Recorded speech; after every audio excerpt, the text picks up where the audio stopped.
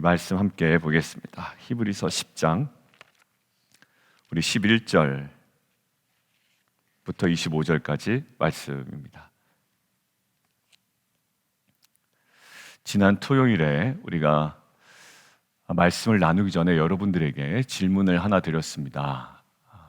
여러분들 신앙에 회의감이 밀려오십니까? 라는 질문이었어요. 사실 굉장히 많은 상황 속에 우리는 그러한 감정을 경험합니다.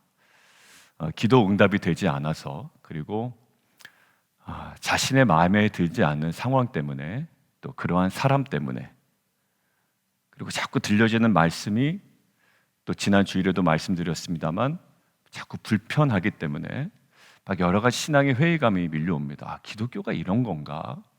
이렇게 답답한가? 라는 마음이 듭니다. 지금 딱 누구의 마음이냐면 그리스도인, 유대인 그리스도인의 마음이었습니다. 이게 단가? 라는 마음이 드는 거예요. 왜?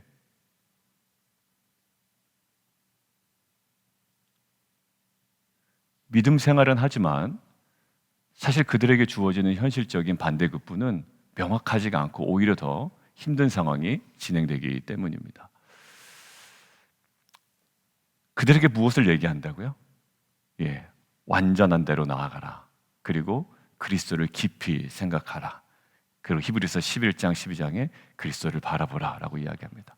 너무 현실과 동떨어진 이야기를 하고 있는 것 같아요.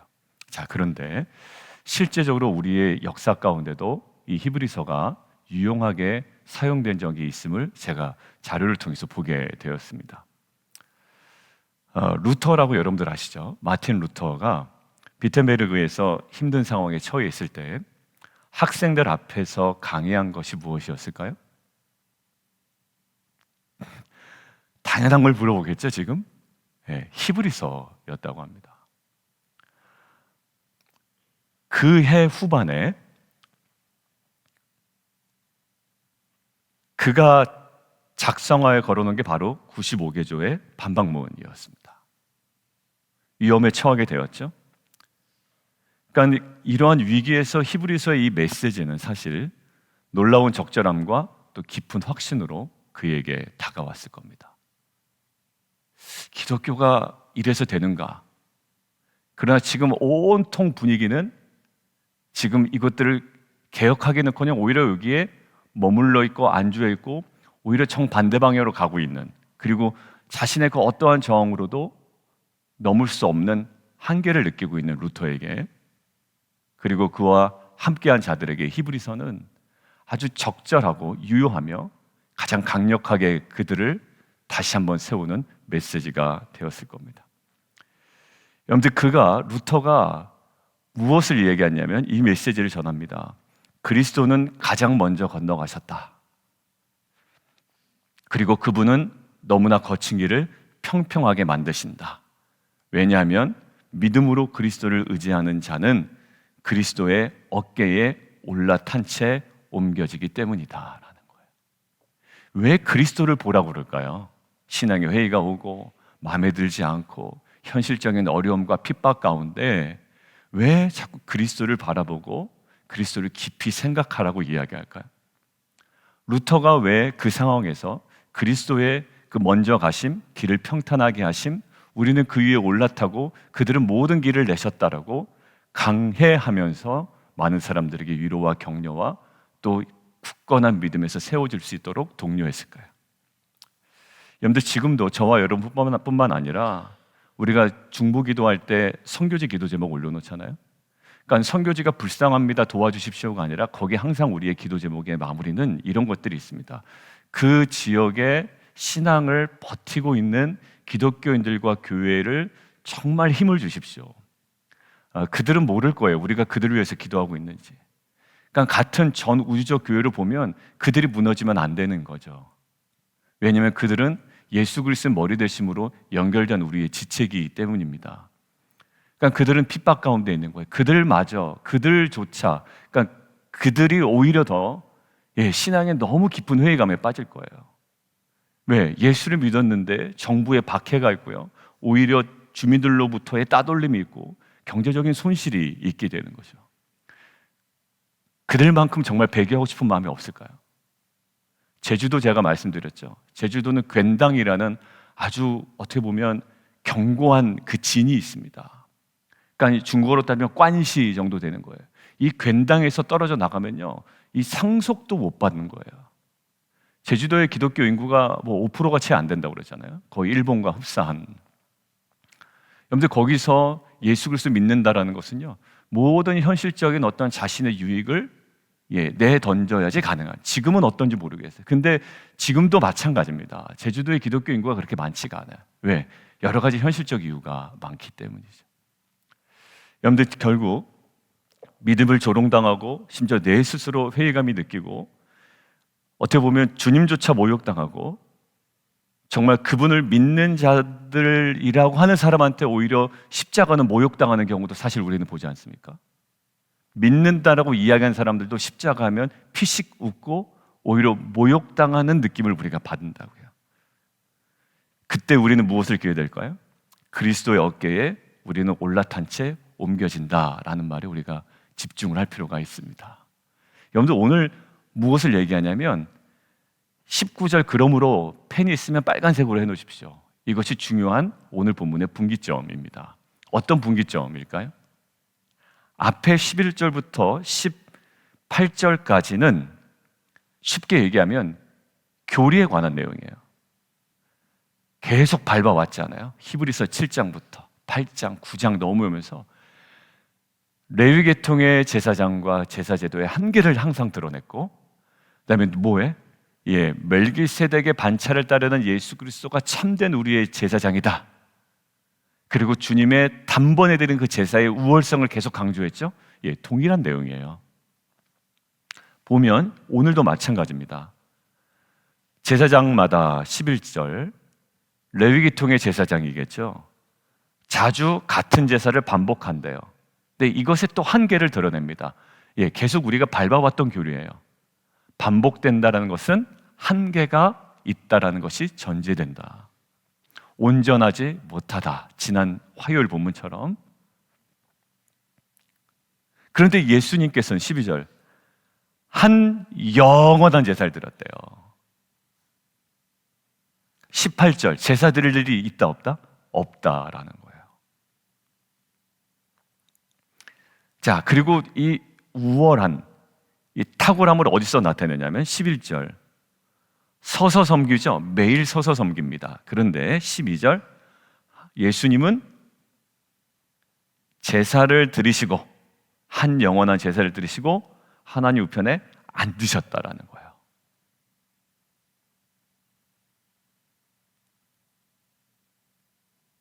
그럼 그 제사가 완전했다라는 것은 우리에게 어떤 의미가 있을까요? 그래, 이제는 반복해서 제사 드리지 않아도 되는구나라는 현실적인 이야기도 있어요. 그러니까 우리가 새가족 때 이번 새가족 2주차 이야기 나눴죠. 지금 제사를 우리는 안 드립니다. 유대인조차 지금 안 드려요. 제가 질문 드렸죠. 유대인 그러면 드려야 될까 안 드려야 될까? 그랬더니 막 성도님들이 이제 눈이 막 돌아가는 거예요. 구약을 신약을 안 믿으면 드려야 되는데, 근데 주위에 유대인들 보면 안 드리는 것 같은데, 그래서 제가 이제 그 이야기를 한 겁니다. 여러분들 현실적으로 제사를 안 드리면 된다, 드리지 않아도 된다라는 유익만 있을까요? 근데 오늘 거기서 더 깊이 들어가요. 제사를 드리지 않아도 돼. 18절이 물론 나와 있죠. 그런데 눈에 들어오는 게 있어요. 14절. 12절에 있는 한 영원한 제사를 드리시고 앉으셨다, 완성시키셨잖아요. 그러면 한 번의 영원한 제사로 완성시켰다라는 것이 뭐예요? 이제 제사 드리지 않아도 된다라는 현실적인 눈에 보이는 거 말고 14절 밑줄을 좀 심하게 쳐놓으시는 게 좋죠. 그 한 번의 제사로 우리에게 주어지는 그 영적인 놀라운 의미가 있다는 거예요.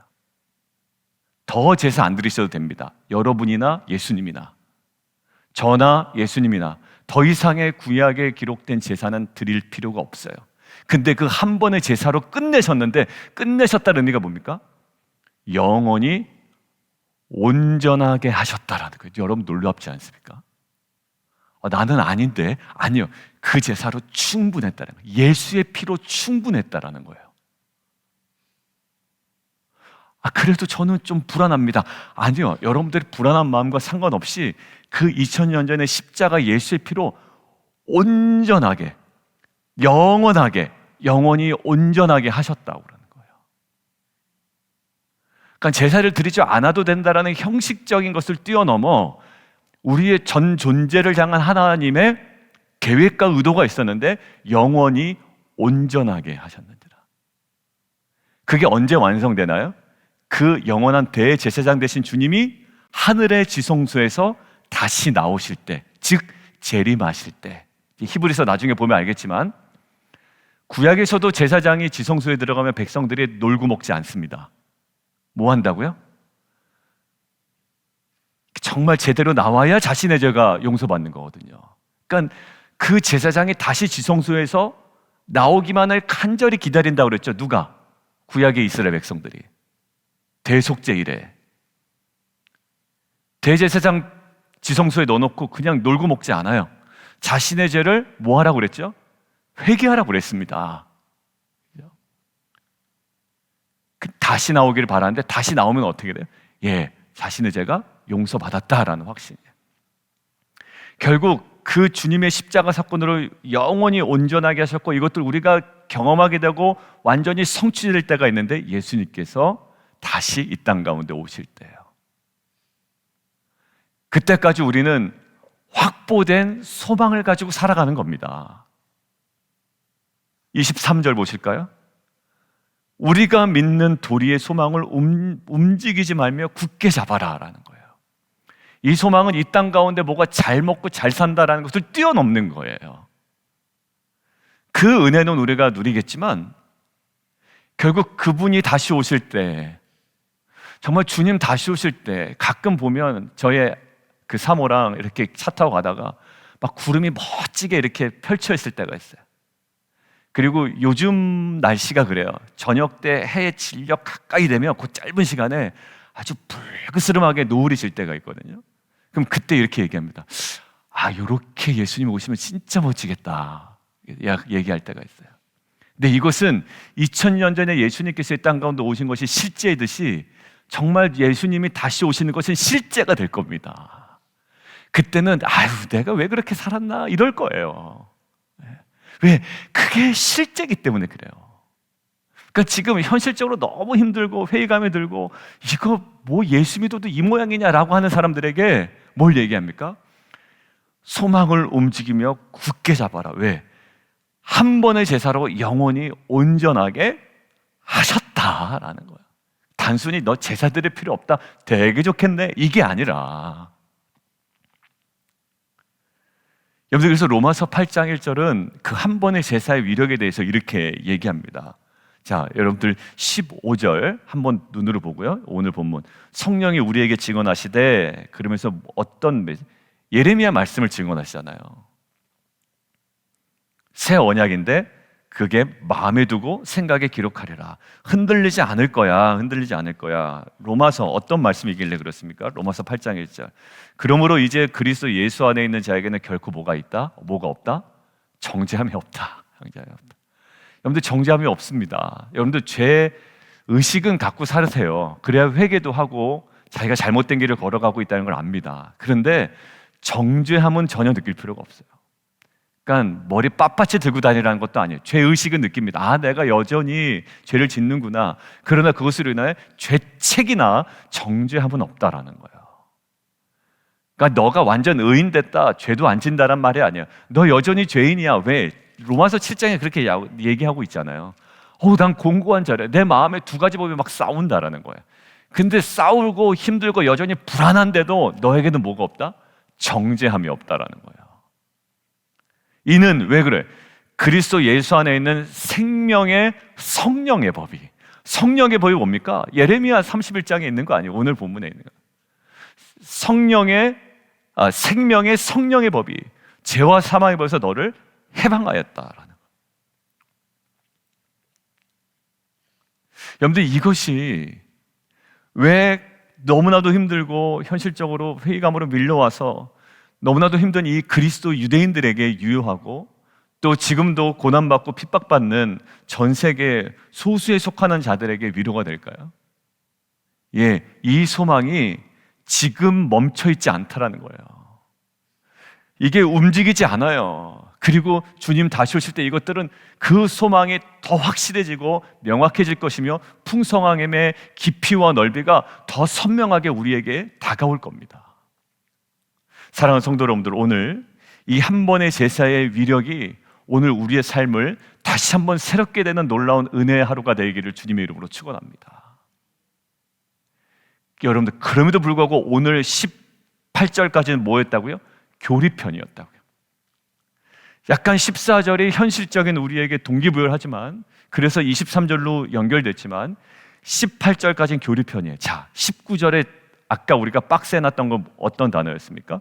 그러므로. 여러분들, 그러므로, 그러니까 약간 이런 느낌이에요. 어떤 느낌이냐면,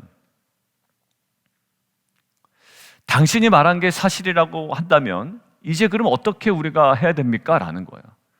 그래요. 예수님의 제사가 단번에 한 번에 영원한 제사를 드려서 하늘 우편에 앉으셨습니다. 그 제사가 탁월합니다. 그리고 우리로 하여금 영원히 온전하게 하셨습니다. 근데 그래서 뭐요? 약간 이런 느낌이에요. 듣는 사람. 그래도 뭐 내 기분을 별로 좋아하시지 않습니다. 제 표정 보십시오. 그냥 뭐 그게 어떻다고요? 약간 이런 느낌이죠. 근데 그런 자들에게 뭐라고 얘기하냐면, 자, 지금 이렇기 때문에 그러므로 라고 무엇을 얘기합니까? 현실적인 우리의 삶의 어느 지역으로, 어느 지점으로 나가야 되는지를 이야기를 하고 있는 거예요. 이것이 우리 삶에 어떤 영향을 미치는지를 얘기하고 있는 겁니다. 자, 첫 번째 뭘까요? 공동체로서 예배하십시오라는 거예요. 왜? 어떤 문제가 있는데요? 회의감이 밀려오고 현실적으로 어려우면 이 박해를 피하기 위해서라도 사람들이 어떤다고요? 25절, 모이기를 피하게 된다고요. 그러니까 지금 이거는요, 주일에 여행 가느라고 안 모이는 이런 성격이 아니에요. 아, 나는 주일도 아까워, 놀러 다니고 싶어, 아니면 여행이라도 다닐래, 이게 좋지 뭐, 하나님은 어디나 계시니까 그냥 거기 가서 예배할래, 이런 입장이 아니에요. 물론 그것도 목회적으로 권면을 하죠. 너무 그러지 마십시오 라고 권면을 합니다, 제가 개인적으로. 그렇지만 이거는 지금 그런 면에 모임을 피하는 것이 아니라 그냥 너무 그냥 무의미해 보이는 거예요. 예배도 무의미해 보이고 너무 지루하고 말씀도 너무 내 현실과 동떨어져 있고, 그리고 현실적으로 뭐 나아지는 것도 없고, 이러니까 자연스럽게 모이기를 피하는 겁니다. 오히려 그게 더 마음이 편안한 거예요. 그래서 얘기합니다. 오히려 내가 지금 이렇게 사니까 오히려 더 마음이 편합니다라고 얘기한 분들도 있다고 제가 들었어요. 예배를 안 나오는데 오히려 편하대요. 여러분, 제가 듣고 얼마나 깜짝 놀랐는지 몰라요. 여러분들, 그럴 때가 있는 겁니다. 그런데 예배를 안 나와도 너무 편할 때가 있는 겁니다. 왜? 박해는 안 당할 거 아니에요. 그리고 나의 본성과 갈등 생길 일이 없어요. 왜냐하면 내가 하는 대로 살아가면 되니까. 내가 하고 싶은 거 즐기고 거기서 얼마나 즐거움이 있을 거예요. 그러니까 불편하지가 않는 겁니다. 여러분들, 근데 오늘 뭐냐면 그 사람들의 습관과 같이 하지 말래요. 오직 권하여 그날에 가까움을 볼수록 그리 하자. 이게 지금 무엇을 얘기합니까? 22절에 있는 것처럼 참마음과 온전한 믿음으로 하나님께 나아가자. 그리고 19절에 보면, 그러므로 이게 어떤 의미가 있냐면 성수에 들어갈 담력을 얻었다. 그리고 길이 있다. 결국 우리로 하여금 어디로 가라는 거예요? 그러니까 예수님의 제사가 영원하고 단번에 한 번의 제사로 우리를 온전하게 하셨는데, 결국 그래서 어쩌자는 겁니까? 지금 히브리서 저자가 공동체로서 우리가 온전히 예배하자라는 거예요. 그러니까 제가 예배 안 드리니까 훨씬 편합니다, 마음이. 그런 분들에게는 제가 분명하게 얘기합니다. 분명하게. 그것들은 그러시군요, 잘 됐네요, 이렇게 맞장구 쳐줄 문제가 아니에요. 뭐라고요? 오직 권하여 라는 거예요. 24절, 서로 돌보아 사랑과 선행을 뭐라고요? 격려해라. 여러분들, 제가 언제 새벽에 히브리서 본문을 가지고 얘기할 때 이 얘기했죠. 그 사람의 믿음 없음, 믿음이 없음 때문에 뭐 했다고요? 떨어져 나가는 것을 문제로, 개인적인 문제로 취급하지 않았다라고 얘기했죠. 매일 서로 피차 권면해라. 그러니까 이 믿음은 뭐다? 공동체성을 띠고 있다라고 얘기했잖아요. 오늘도 히브리서 저자가 동일해요. 지금 그래서 그 예수님의 단번에 드린 영원한 제사, 이것이 도대체 뭐란 말이냐라고 할 때 공동체로 예배하라는 거예요. 우리는 예배의 처소로 형제 자매로서 함께 우리가 나아가야 됩니다. 여러분들, 이렇게 나오는 게 좋지 뭐 한두 명 나오는 게 좋겠어요? 물론 그래도 우리는 그래 하나님 앞에 나아가는 거야 그렇지만 아니에요. 현실적으로 더 많이 나오면 더 좋은 겁니다. 우리 집사님 이제 어제 저랑 큐티 모임 하셨는데 선생님이 그러는 거예요. 그때 목사님의 어떠한 권면도 없었습니다. 그런데 그날 목사님하고 어떤 대화를 하고 나서 그냥 마음에 그래 내일부터 내가 새벽기도 나가자라는 마음이 들었다라는 거예요. 여러분들, 결국 우리는 바깥 장막에서 쪼그리고 있어야 하는 낯선 이방인들이 아닙니다. 어디예요? 집 안방으로 즐거이 들어갈 수 있는 가족이요 친지들이 있는 거예요. 여러분들, 밖에서 나 예배 안 드리니까 너무 편해. 여러분들, 이게 거기서 쪼그리고 앉아서 밖에 음식 먹으면서 좋다고 얘기하고 있는 거예요. 여러분들, 우리는 함께 모여서 공동체로서 예배하는 겁니다. 뭐 얘기합니까? 예수의 피를 힘입어 성소에 들어갈 담력을 얻었는데 사람들이 이렇게 볼까 봐 못 나가겠어, 저렇게 볼까 봐 못 나가겠어. 대부분이 이런 내용이더라고요, 보니까. 여러분들, 제가 이번 주일에도 권면하고, 그리고 오늘 전화통화 오늘 이제 하자고 제가 이야기했거든요, 한 분하고. 그래서 어젯밤에 연락이 왔더라고요. 그래서 제가 이제 오늘 통화를 하면서 얘기를 할 겁니다. 뭐 이것 때문에 저것 때문에 예배 못 나올 이유는 현실적인 이유 많지만 아닙니다. 오직 예수의 피를 힘입어 저와 여러분에게, 당신과 나에게 주어진 담력이 있습니다. 어디? 성수에 들어갈 담력입니다. 사람들이 이렇게 보지 않을까, 저렇게 보지 않을까. 여러분들, 그거는 예배를 드리지 않을 이유가 아니래요. 오히려 돌파하고 넘어서야 될 분명한 우리의 능력과 은혜가 있습니다. 뭘까? 예수의 피예요. 결국 하나님의 존전으로 따뜻한 환영을 받으며 우리는 들어갈 수 있습니다. 옛 언약은 우리에게 계속 뭐를 남겨둘까요? 옛 언약은 끊임없이 죄책감을 남겨둡니다. 근데 새 언약은 우리에게 은혜만을 남겨둡니다. 불안함을 남겨두질 않아요. 여러분들, 미국에서 가난한 지역 중에 하나라고 하는데 저는 잘 모르는데요, 제가 읽던 책에 보니까 나와 있더라고요. 사우스 브롱스크라는 지역이 있대요. 거기가 가난한 지역인가 봐요. 근데 거기에 사는 12살의 안토니라는 남자가 있었어요. 앤서니죠. 그는 거리의 폭력과 범죄와 가난의 무방비로 노출되어 있었대요. 동시에 교회의 따뜻한 봉사의 손길도 받고 있었다라는 거예요. 이 책에 이제 조나단 코졸이라는 사람이 놀라운 은혜, 어메이징 그레이스, 찬송가 가사를 이제 빌려다가 책을 썼는데, 여기서 그 아이가 하나님 나라라는 말을 자주 하는 것을 들었다는 거예요. 폭력에 노출되어 있고, 그 다음에 범죄와 가난의 무방비로 노출되어 있는 이 아이의 입에서 하나님 나라라는 이 말이 계속 나오더라는 거예요. 그래서 굉장히 궁금해가지고 아이에게 그 말이 무슨 뜻인지 한번 써보라고 좀 했대요. 그게 도대체 무슨 뜻이니, 하나님 나라가? 처음에는 이 아이가 거절하다가 며칠 후에 자기가 적은 3페이지짜리 하나님 나라에 대한 글을 가지고 왔대요. 그 중에 일부를 이 사람이 발췌해서 이렇게 썼더라고요. 이 아이가 쓴 거예요. 12살짜리 안소니가. 하나님 나라에는 어떤 폭력도 없을 것입니다. 거기에는 총도 마약도 IRS도 없을 것입니다. 우리 집사님 IRS 이번에 직장에 들어가신 분이 계신데 그러니까 이 아이의 생각 속에 있는 IRS는 이제 막 세금을 내야 되고 막 이런 어떤 부담으로 다가왔던 모양이에요. 거기는 총도 마약도 IRS도 없을 것입니다. 당신은 세금을 낼 필요가 없을 것이고요, 당신은 어려서 죽은 모든 아이들을 알아볼 수 있게 될 것입니다. 예수님은 그 아이들에게 따뜻하게 대해주실 것이며 그들과 함께 놀아주실 것입니다. 밤에 그분이 오셔서 당신의 집들을 방문해 주실 것입니다. 여러분들, 이 아이에 있는 소망이 무엇으로 인함이었습니까? 현실적으로는 폭력과 범죄와 가난에 완전히 노출된 아이인데요, 누구예요? 공동체 안에서 경험되는 하나님 나라였던 거예요.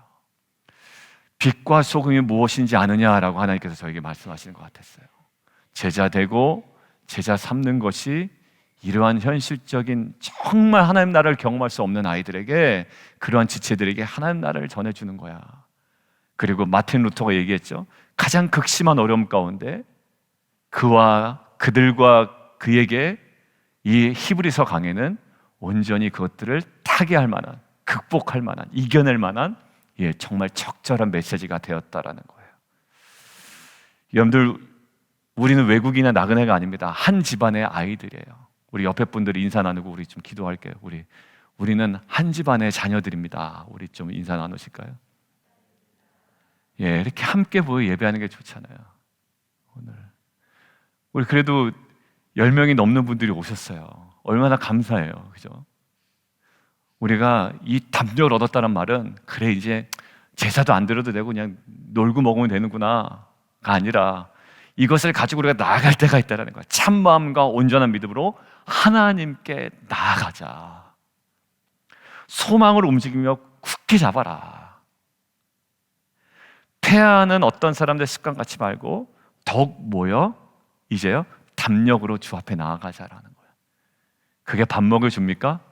밥 먹여줍니다. 그리고 그 밥을 뛰어넘는 영원한 안식으로 우리를 인도할 겁니다. 거리에 무방비 상태에 있던 앤토니에게 하나님 나라를 꿈꾸게 하는 이 소망이 우리 안에 회복되기를 주님의 이름으로 축원합니다. 우리 함께 기도하겠습니다. 우리 함께 기도하는데 이 담력이 우리에게 주어졌다라는 거예요. 온전함이 주어졌다라는 거예요. 여러분들 이제 불안해하면 안 돼요. 어정쩡해하면 안 됩니다. 이 온전함을 가지고, 담력을 가지고 어디야? 공동체로서 함께 예배하며 나아가는 거예요. 무엇을 붙잡으러 합니까? 우리가 믿는 도리의 소망을 움직이지 말며 굳게 잡고. 여러분들, 소망과 이 약속은 뭐라고 그랬죠? 결국 우리의 믿음의 출발이자 기준이 된다고 그랬습니다. 하나님의 말씀이 없으면 불안할 수밖에 없는 것이 우리의 욕망이 기준이 되고 우리의 아이디어가 기준이 돼요. 남는 건 열심밖에 없습니다. 근데 우리의 아이디어나 욕망이 기준이 되어 나오는 열심이 아니라 하나님의 말씀이 기준이 되어 거기서 출발하는 온전한 믿음과 소망이 우리 안에 날마다 회복되는 은혜가 있기를 원합니다. 예수님의 제사로 우리 가운데 주어진 거고요, 그것은 영원한 거고 온전한 것인 줄 믿습니다. 주님, 이러한 은혜를 우리 가운데 부어 주시옵소서. 우리 주님 이름 한번 부르고 함께 기도하며 나아가도록 하겠습니다.